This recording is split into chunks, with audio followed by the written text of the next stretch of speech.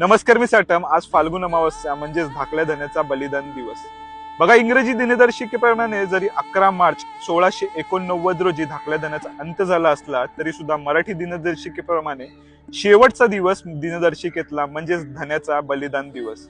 बघा, एकंदरीत दिनदर्शिकेलाही लाज वाटली पुढच्या दिवसाची, म्हणून यदा कदाचित त्या दिवशीच दिनदर्शिकेचा सुद्धा अंत झाला असेल. बऱ्याच काळापर्यंत धर्मवीर छत्रपती संभाजी महाराजांबद्दलचं अज्ञान होतं, पण एका लक्ष्मणाला यावं लागलं होतं ह्या लंकेचं दहन करायला. पण एकंदरीत धर्मवीरांबद्दल ज्या वेळेला गोष्टी कळल्या ना, त्यावेळेला असं वाटलं कोणीतरी गरम गरम तेल कानात ओतलंय की काय. असो, पण आता महाराजांना शेवटचा मुजरा नाही करायचा आहे, तर पहिला मुजरा करायचा आहे. आणि आता असंख्य वर्ष आणि असंख्य जन्म धर्मवीर छत्रपती संभाजी महाराजांना आणि शिवाजी राजांना मुजरा करण्यातच जाव, हीच मी महादेवाचरणी प्रार्थना करेन. धर्मवीर ज्या वेळेला स्वर्गात गेले असतील त्यावेळेला त्या स्वर्गातील इंद्राच्या तख्ताला सुद्धा असं वाटलं असेल की माझा खरा दावेदार आज आलाय की काय. बाकी धर्मवीर छत्रपती संभाजी महाराजांना मानाचा मुजरा. आणि सर्वांना सांगतो, हा शोक करायचा दिवस नाहीये, तर धर्मवीर छत्रपती संभाजी महाराजांची प्रेरणा घेऊन थोडं तरी काहीतरी काम करण्याचा आता काळ आपल्या समोर आहे.